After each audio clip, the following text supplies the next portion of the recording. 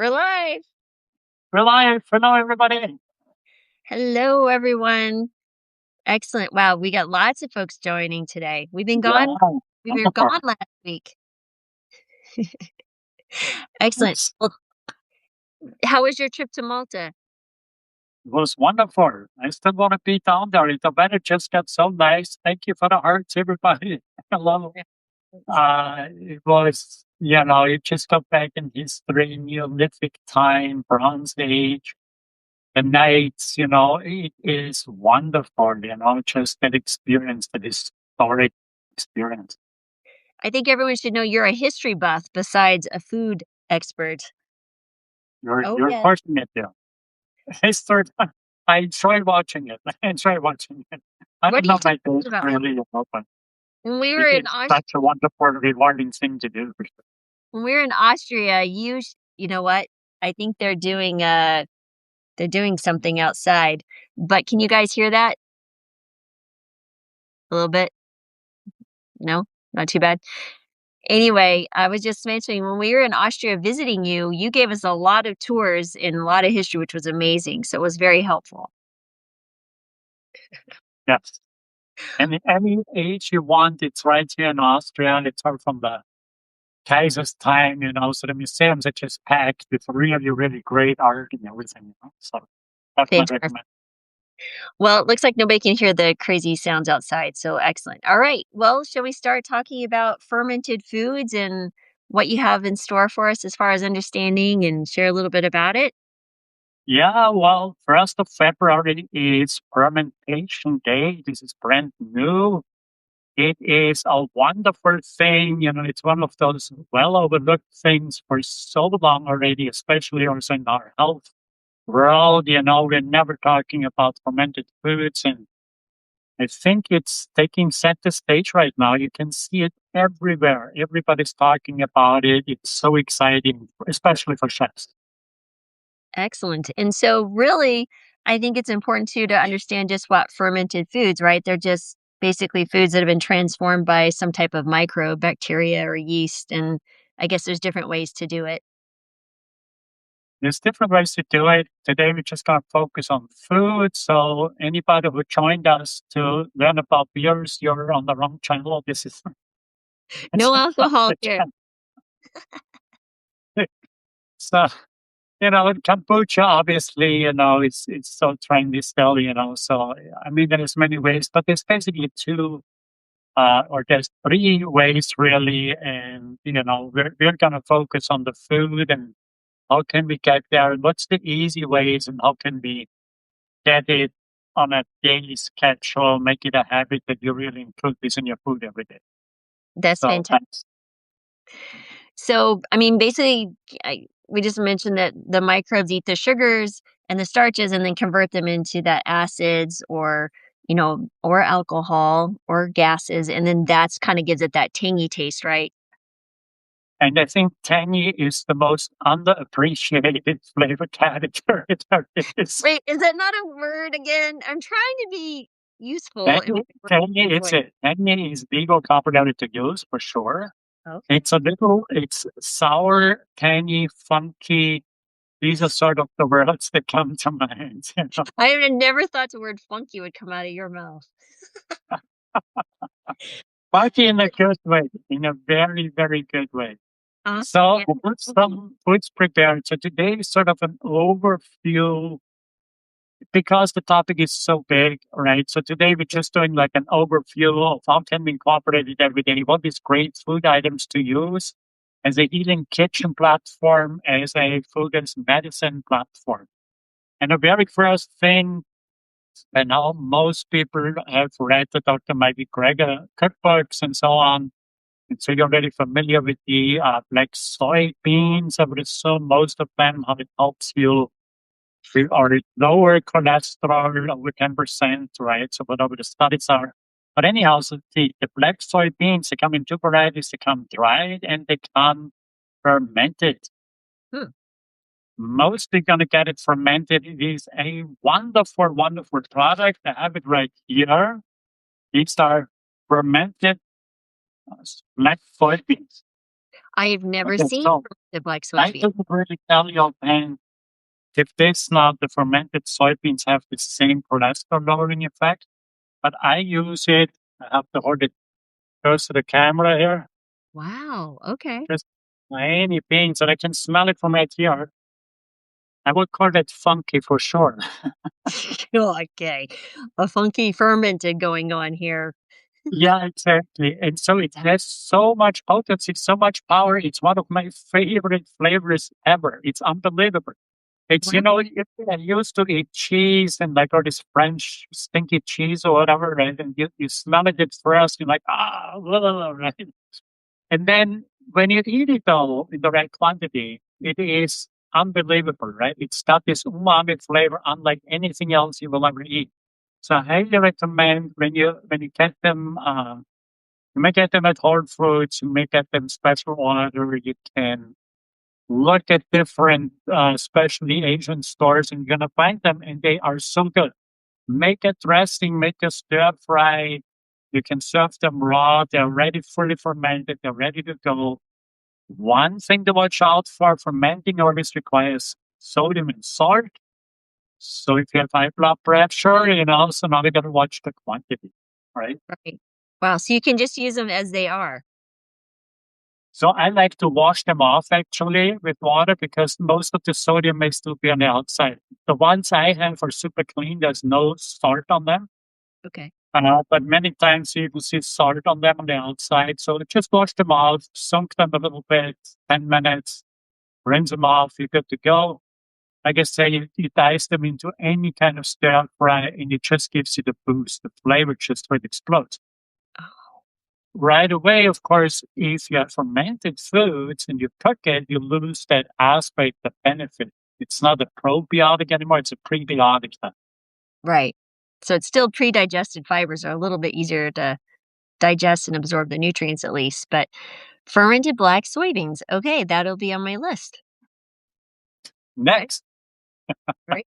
so this is typically from China, actually. We're going sriracha. I believe it's from Thailand originally. So this is my sriracha right here, it's house made, Wow. fermented for 7 days. Okay. Wow. I didn't Okay, you realize can sriracha see. was fermented. Yes. This is what gives it all that flavor, right? The flavor comes from the chili on the one side. There's garlic in there. There's different recipes out there. We all know the famous sriracha brands, right? But when you make them yourself, there's a couple of things to watch out for. The first thing is, again, sodium, right? So we want to have 2% to make sure it doesn't go overboard, right? So with the sodium, okay? The key to know is if you're using 2% sodium on a chili pepper, for example, okay, it will go much faster, it will ferment faster. Hmm, If the more sodium, the more salt you use, if you use 3%, 4% salt, what happens is it actually slows down the fermentation process. Okay, so interesting. the less sodium you use, right, the funkier you get. It's all about that. The more tangy it gets. So so sodium, funky. It's a Yeah, the funky. less sodium, the more funky it is, the better it tastes. So when you okay, so when you say 2%, what are you saying that ratio? Is it from to the water? Like, what is that? How do we know what that 2% is? So Like, how do you grade it? it's the total quantity. In this case, there's no water in there, Oh, okay, because they only like the natural flavor. Okay, so all I do is I cut the chili open after recipe. It's published. Anybody can look at my Substack and find it right there. okay, You cut them in half, take the seeds out because they are mostly the spicy part of it. Okay. okay.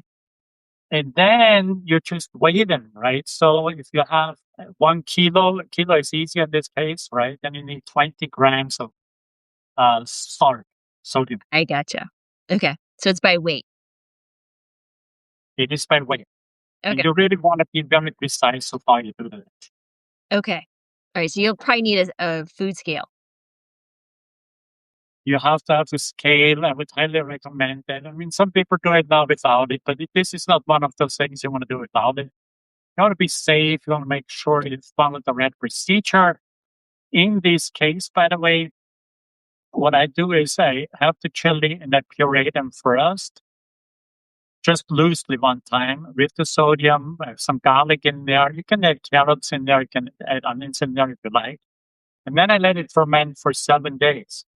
And you have to unscrew that, right? Because once you store it, it explodes, right? Gas will explode. But this is actually the effect you want, right? The healthy bacteria inside doesn't want to actually have any of the air. Okay. Mm, If air gets to it, it may get moldy, it gets bad. Those are the bad bacteria. We want to stay away from them, right? So okay. it needs to be aerobic. So no oxygen in them. Okay. Yeah, perfect. So Got it. some people you see on vegetables, you actually use water to cover it up so that gets no air gets to it. Okay. And the Okay. same with cabbage, for example. Okay. Wow. Okay. Yeah. So Jonathan, one of my sons, he's getting into making his own sourdough, and he made the mother, the starter. Yeah. It's in the jar and it's all covered up, and he opens it. It goes, and it just oozed everywhere. It was hilarious. It was a big mess, but yeah, I have appreciation for that. Okay. So what is next on your list for us? So next I have done a kimchi.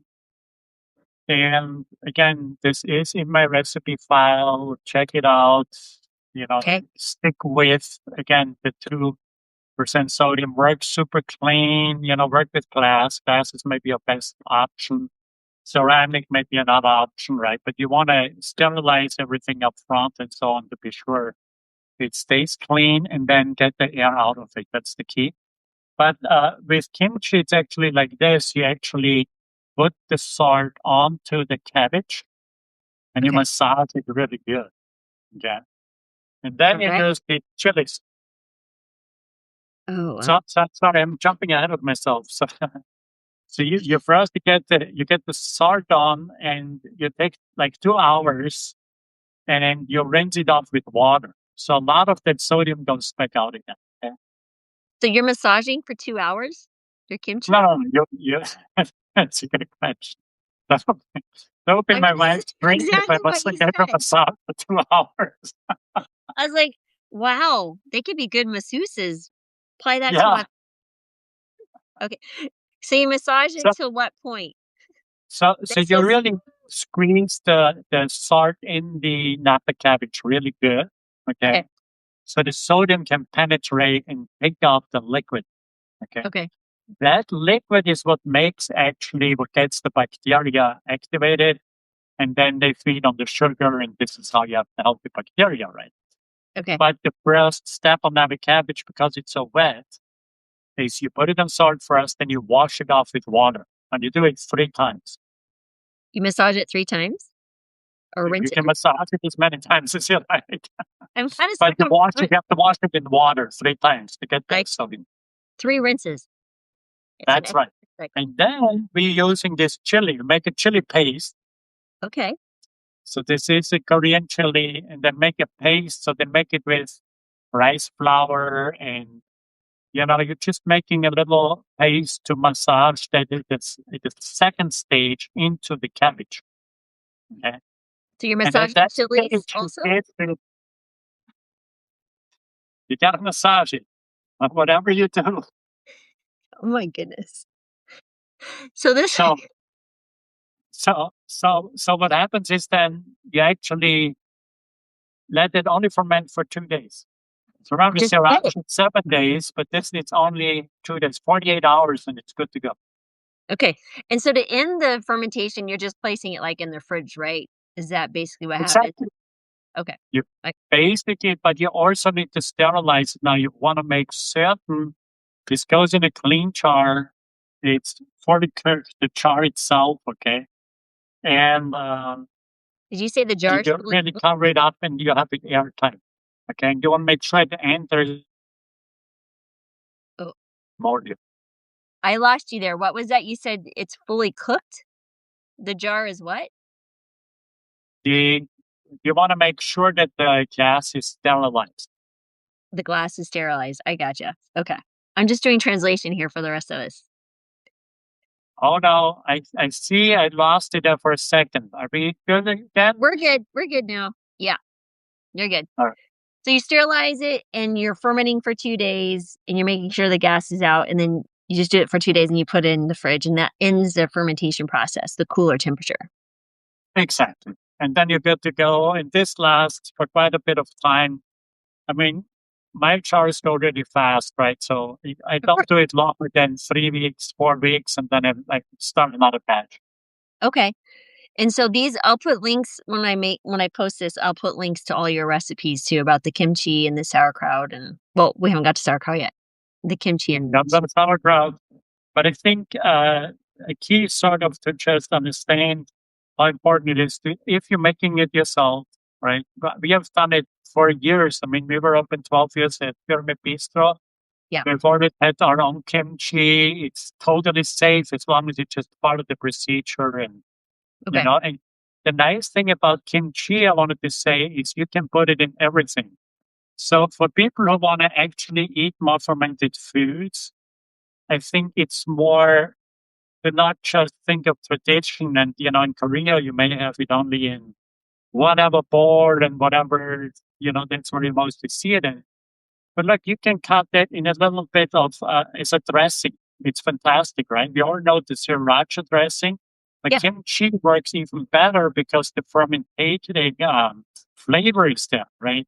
Okay. Fr- And the nutrients of the cabbage. So I highly recommend just chop it down, put it in whatever plant yogurt, whatever you have at home, and make a little dressing out of it, make a little sauce out of it. It works so good with so many dishes. Any stir fry, if you have like a little Asian style risottos, it mix a little rice with veggies, a little kimchi in there. It's so good. It just lifts everything to the next level. Wow. Okay. So it's a dressing, it's a fermented food, it's giving you pre prebiotics, probiotics, so amazing. Always added at the end, not cooked, because we'll kill the bacteria. Thank you so much. Right. So that's really actually a big step that we want to do in order to preserve the healthy bacteria. Then I have the gochujang. I mean, this is the same chili actually. It's in a paste form. It's called what? Goch- Gochujang? Gochujang. Most Gochujang. people know this. Most people, not including myself. So this is also a fermented product. So use Okay. this in place of ketchup. Oh, really? But is it Well, hot? it's spicy, okay? But what it can do, and what I've done for all our health events, I use this very paste, and then I cheat. I put a little tomato sauce in there Okay. So it's a because little it's too spicy sometimes by itself, right? And they put okay. maybe sugar in there, maybe not. Who knows, right? But if you add just a little tomato sauce to it, you thin it out, and then you can use it like tomato ketchup if you like. So it's a spicy ketchup, ends up being a spicy ketchup. That's Did I right. okay. Yes. Okay. We have tempeh, black bean tempeh. Is I it? I love tempeh. Yes. Okay. Yes. One of my So favorites. again, we're going several different countries here, right? But tempeh is certainly Korean again, right? So I mean that's something you can use on anything. I think today's tempeh is really, really good. 20 years ago, I couldn't eat it. I don't know what they changed, right? But here in Austria, it's absolutely delicious. Excuse me. So any kind of tempeh product, and you can use it again, soup, stir fry, stews. You just use it as a in place of meat, sort of protein, and you also have the probiotics. Because Yeah, I it was like an internet connection is unstable. Am I I think you said unstable? Am I fizzing? I think you were stable, I was unstable, but this is not a surprise. But I was just saying that, real quick on the tempeh, so my other son, Gabe, who traveled to Southeast Asia and spent some time in Bali, learned how to actually make tempeh, brought it home, and created his own fermentation chamber. We did everything, brought in the starch. starter. That tempeh, at least in the United States, which is no surprise, tastes very differently than the pasteurized tempeh that you get in the store, which is like gross. But this stuff was like I can't even compare it. It'd be like comparing apples and oranges. It's delicious. Like the flavor is so intense and delicious. And you can tempeh anything, right? It's not just a soy or but you can tempeh all sorts of stuff. He was tempehing grains and he did all sorts of interesting things. It's a fascinating process. There's one Absolutely. you're welcome. Okay. Absolutely. I think that that's really the way to go. Now, here's another thing. Moving right along, we've been to Thailand, we've been to Korea. Now we're going to Japan, the longest living nation in the world. Large nation, I should say, right? 124 million people live a year longer than in the Mediterranean. I like to point this out. Please check it out, everybody, right? There's so many reasons, right? I mean, there's hundreds of reasons on longevity, but we know for sure they have the lowest obesity out of any developed countries or the Western world, right? So we are way ahead. Check it out. Japan has a lot of great healthy things going on, very inspiring. One of the key factors is miso. Mm. And I think we can all rethink how we use miso. It used to be, oh, it can only be in this and that soup or something, right? Wrong. You can use miso in anything, okay? So my favorite way, I'm going to show you right now, my favorite way is this cashew cream right here, okay? Okay. Which is just And water and cashews, right? this is exactly what it is. You just soak your cashews, you put in 1 cup of soaked cashews, about a third of water, just so it purees and it's thin enough, okay? There it Nice. goes, right? And Wow. so what we do then is we add a tablespoon and a half of miso in there. You can add 2 tablespoons of miso in there. Okay. And the miso, the bacteria from the miso is going to start feeding on this cashew butter. Okay. So then all of a sudden, the entire batch becomes a fermented food within 2 days. Wow. Do you leave it on your counter? I leave it out here. It's not too warm in my kitchen, right? So you don't want it too warm, but I leave it right out here. 1 day, that's enough for me. And then I put it in the refrigerator where it's perfect. And it thickens it just a little bit, and it's really, really wonderful. It gets that funkiness, it gets that really nice acidity. It's a complete different product, you know. So, on the funky scale from 1 to 10, where does it sit on the funky scale? Well, the funkiest is yet to come that sauerkraut. Okay. That's like you can't even see, right? Sauerkraut is like a winner on funkiness. I would say, anyways, right? But Right. I would say the kimchi, actually, if done properly, is a wonderful fermented food. It's very, very. How about this? Funkiest will be sauerkraut, Okay. Chinese fermented black beans. Then I would say kimchi on funky factor, okay? And then the Funky fa miso. We just came up with a whole new slogan, funky factor. Oh my goodness, that's Okay, fantastic. so I think there's a couple of things to know about this, especially since we're doing, healing kitchen, and the assumption is that some people are listening and they have high blood pressure or whatever other problems. Okay, so for me, it's always I try to point out what is the better product. You can get a red miso, you can get barley miso, and all these things. What's the difference?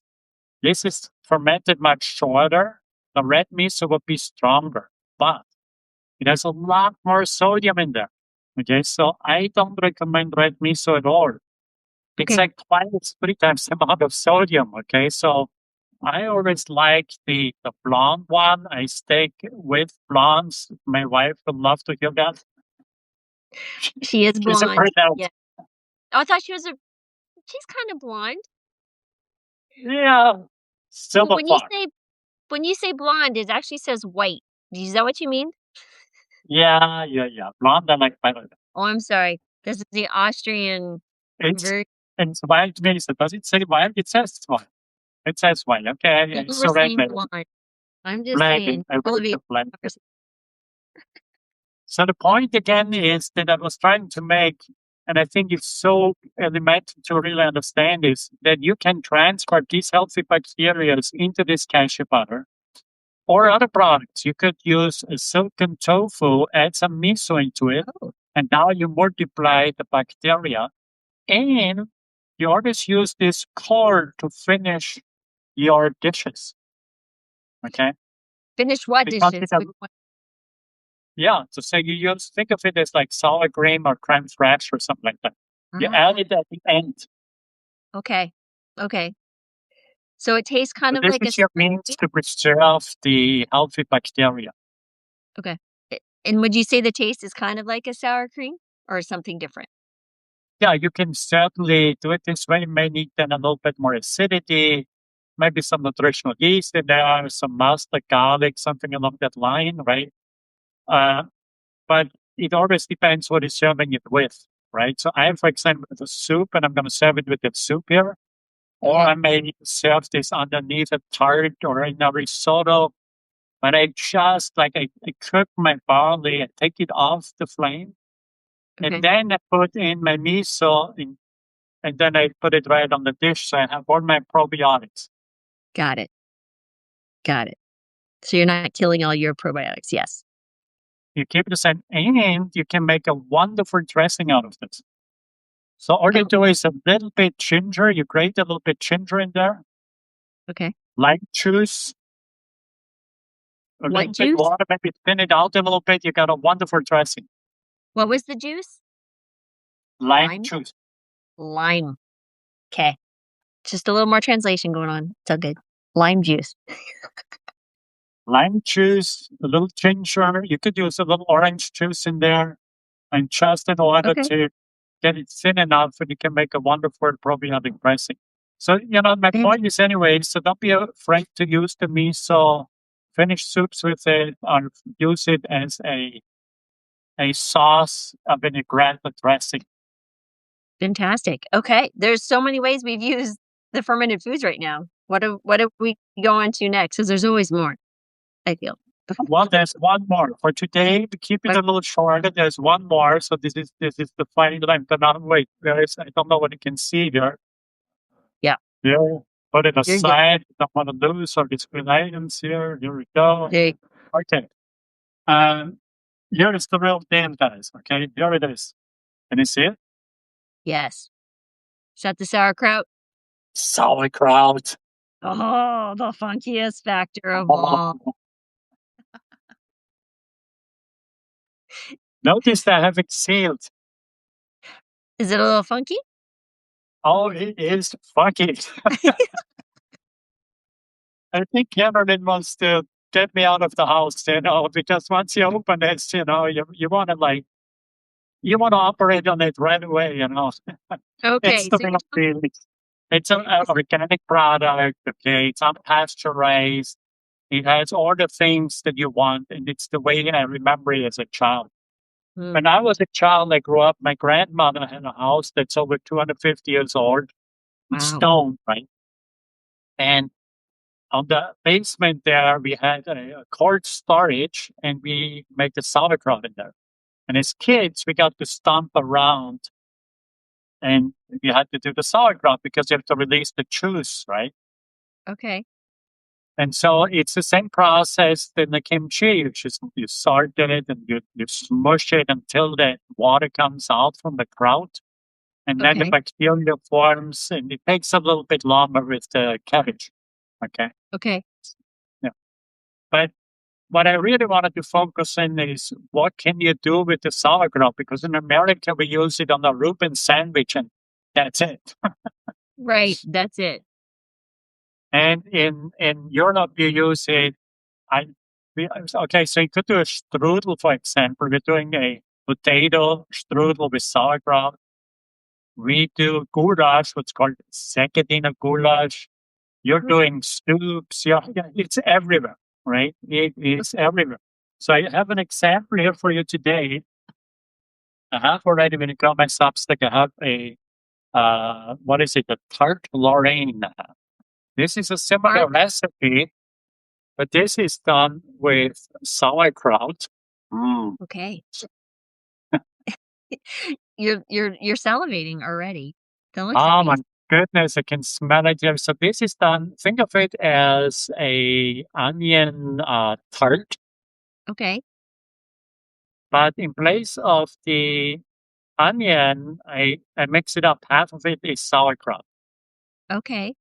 So I Wow. get that nice umami flavor, that nice funkiness. It is absolutely delicious. Wow. Okay.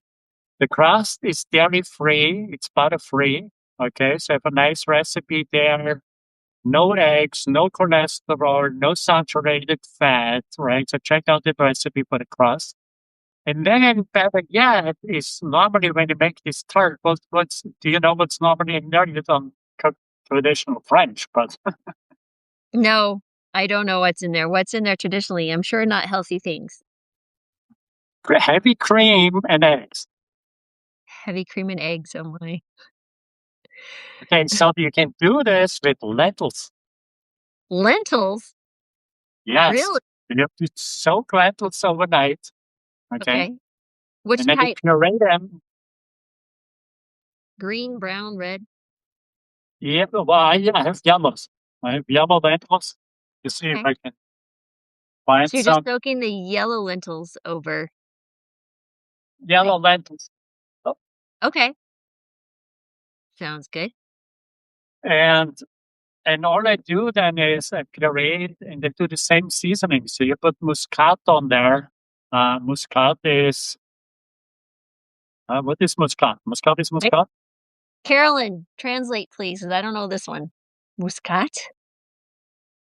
Muscat? No, no. What is muscat? It sounds fancy. Muscat. How do you Muscat. spell it? I will ask Google. No, no, no. M-U-S-K. Uh, uh, okay. It's not clove. It's not cinnamon. It's muscat. This is what I get for being away from America for a little bit. Here, let's see. See? Gotta come back to America. Nutmeg. Nutmeg. Who was it? Google. Google. You did it. Thank you. Thank Yay. you, Nutmeg. Google. Nutmeg. Well, so now Nutmeg. everybody knows that's Nutmeg. muscat. Nice. I love the smell of nutmeg, but you have to use just a little bit, right? Too much is a little Yeah, you too big. just grate right on there. But here's the magic. Think about all these people who have high cholesterol, who have already plaques, which is basically 40% of Americans by obesity Just rate for alone and overweight issues. I mean, it's terrible, right? So yeah. here you can make a tart. I've come up with this thing. You can absolutely do a tart Wow. completely without that saturated fat. There's no butter in there. There's no eggs in there. There's no cholesterol in there. I mean, this is really something. It took me many, many tries to get it, Wow, that's but it's incredible. Okay. Ah, and we have the probiotic, or in this case, prebiotic. So we have the cabbage, the sauerkraut in there. Okay? okay, That- fantastic. So I do it for the flavor, and I also do it for the prebiotic. Then I one of my favorite thing is a second in a goulash. So that's actually a cabbage that you slowly braise, and add some paprika and some potatoes and caraway, and it's just a wonderful, wonderful thing. But I actually make this similar style into a soup because in the winter I like to fill up more with a soup. Sure. So I have the same recipe and I have potatoes in there. And what I do is I put oat in there, whole oat. Oh, okay. Like a groat oat? Yes, Oh, okay. whole oats. Yeah, let me see. My favorite thing right here, man. So we're gonna keep. This is like a laboratory here. It's hundreds and Yeah, it hundreds is. of things here. A little kitchen. Oh yeah, the groat oat. Okay, fantastic. Yeah. So I make this soup, and I really think about it more like as a nutritional value now, right? So you're not. I think most people just go like, well, what can I put in there to make it taste better? Which is butter and cream and on and on. whatever you're making, right? But if you're just looking from a nutritional perspective, what is the healthiest food you can have? Mhm. Why not? A fermented cabbage is a great way to go. It becomes a prebiotic. Just do it very slow, 45 minutes minimum. It gives so much flavor. It gets a tangy, funky flavor. Absolutely wonderful. Really, really good thing. And then to put it, I can then add my little cashew powder on top of it to actually have the probiotic, have the prebiotic and the probiotic. So this is the cashew that you put in the miso, fermented for a day. Now you're putting on top of your goulash. Absolutely. Amazing. Absolutely. And I Awesome. think there's going to be lots of people who actually ask, well, they want to know the ins and outs of fermentation process and all this kind of thing. And I've come across a fantastic website. And if you think I really want to recommend this to everybody, it's Jörg Farmer, and his site is Food Revolution. Food Revolution.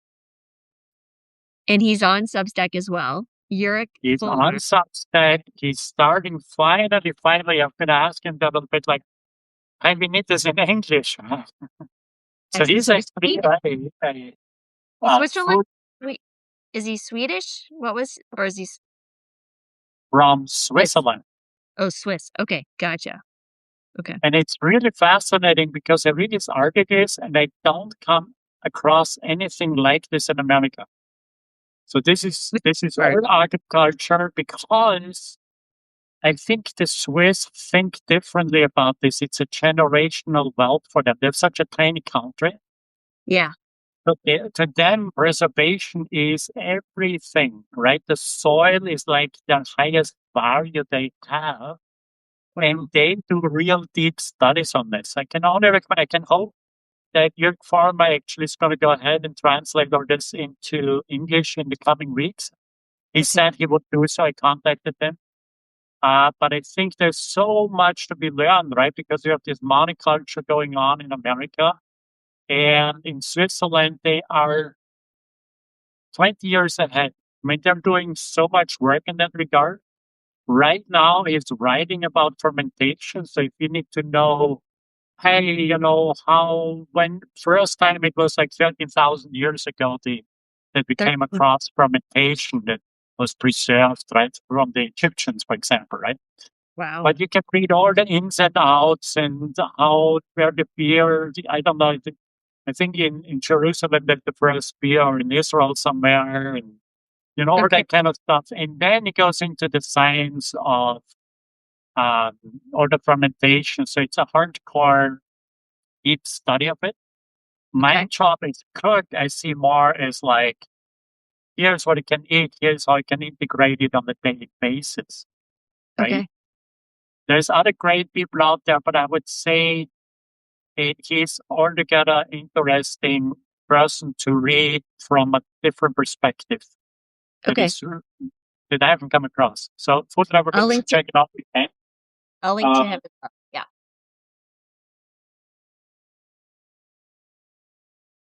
Sour cream? no, I have yogurt. I have real yogurt. Oh, yogurt. Okay. Excellent. And so the funny thing is, it was Professor T. Colin Campbell, right, from the China study. Mhm. He was in Aspen, and people asked him. I mean, there was like 500 people there, right? Yeah. And they actually asked him because he is actually more on the full-on vegan side, right? But Yeah. they actually asked him, well, what do you think, Mr. Colin, on the yogurt? And he said he was neutral on the yogurt. Neutral. He's Interesting. neutral. He's neutral on the yogurt, but he did say you have to eat yogurt every day to maintain that strain of bacteria, which I found very interesting. Okay. Uh, we know in Nigeria and Greece, right, they have the longest living people eat, right? They eat a lot of yogurt there, right? It's the only one of the blue zones, right? Okay. Yes. Yes. So So so I this is don't a know where great to stand on that. There's vegan options too. yeah. But it's something to consider for people. It's an easy accessible. There is great vegan yogurts as well and whatnot. But I think the yogurt is a great, easy way to make sauces, especially. Mm, For me, because I cook so little fat, right? I really try to stay away from all the oils. I use maximum a tablespoon a day or something.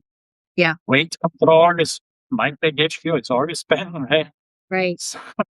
So, so for me, yogurt becomes then a nice little replacement. I get my probiotic.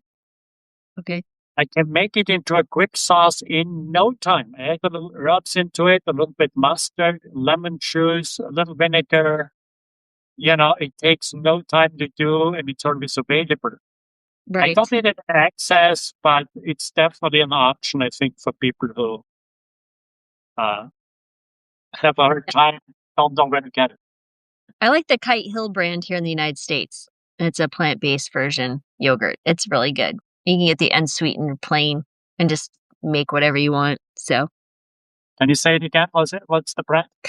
Kite Hill, like a kite that you fly. Kite Yeah, Hill. Yeah, that's a good brand. High Hill. All right. Kite Hill. Awesome. Cool. And so do you have recipes on how to make yogurt also in your Substack or not yet? I'm not doing yogurt. I'm not Okay. doing yogurt just yet.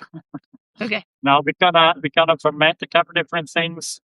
Okay. I want to actually more showcase how easy it is to integrate all throughout the day and actually be. I mean, this really you can use that the vegan version, low fat version, whatever, for your breakfast, right? So you can start already off. Kefir is of course another option here that you can do, but I think other than that, I think more in terms of I have it in my appetizer, I have it in my soup. I Yeah. can make a tart and include it there.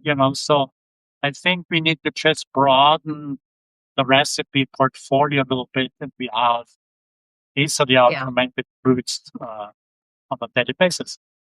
So many options to add fermented foods to your any meals throughout the day. I would just say if you do have histamine issues, you might want to be a little bit careful with the fermented foods. But outside of that, small amounts a day, daily is all you need. And what I do with the yogurt is I like to put muesli in there. So I'll take maybe a cup of the unsweetened yogurt and put a half a cup or quarter cup of the muesli with a whole grated apple or chopped and set that in overnight.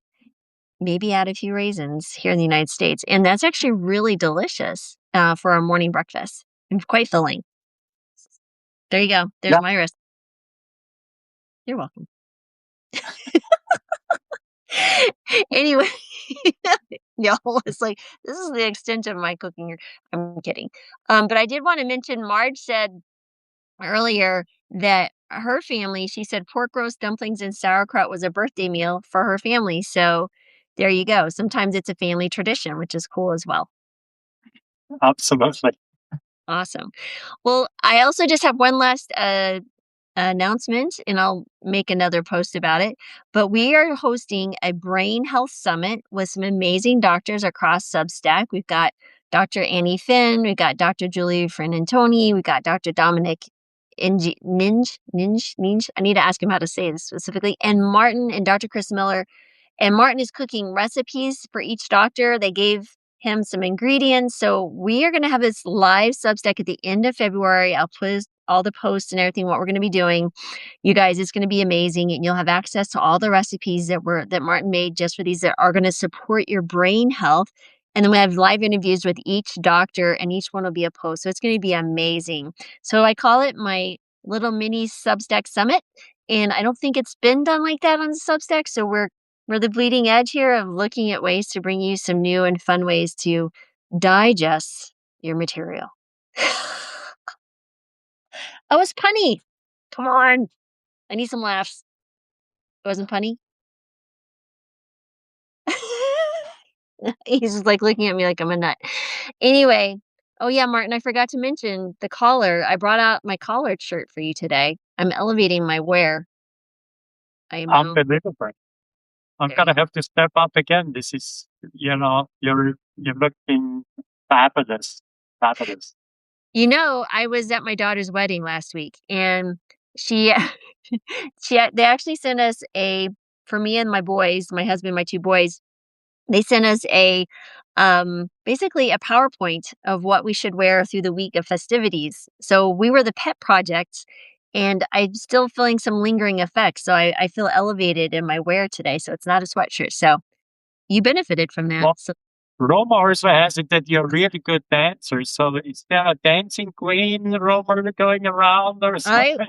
I was called dancing queen by the end of the night, y'all. My children said, "Mom, I didn't know you had the moves." I was like, "Of course I do. I have mama hips. Who doesn't have it?" Anyway, it was fun, y'all. You missed out, and I didn't even drink. I don't drink, so that was just pure sober fun. Sounds like a wonderful wedding. It was Congratulations. it was lovely. Thank you. All right. But thanks, everyone. We will be posting again, like I said, the dates and everything as we get a little bit closer to February, probably on February 1st. So thank you, Martin. Again, this was amazing. And watch out for the post later today, guys. I'll post the video with the links to all the recipes and a summary of our time together this morning. So thank you. All right. Thank you, everybody. Night, everyone. Bye. Bye.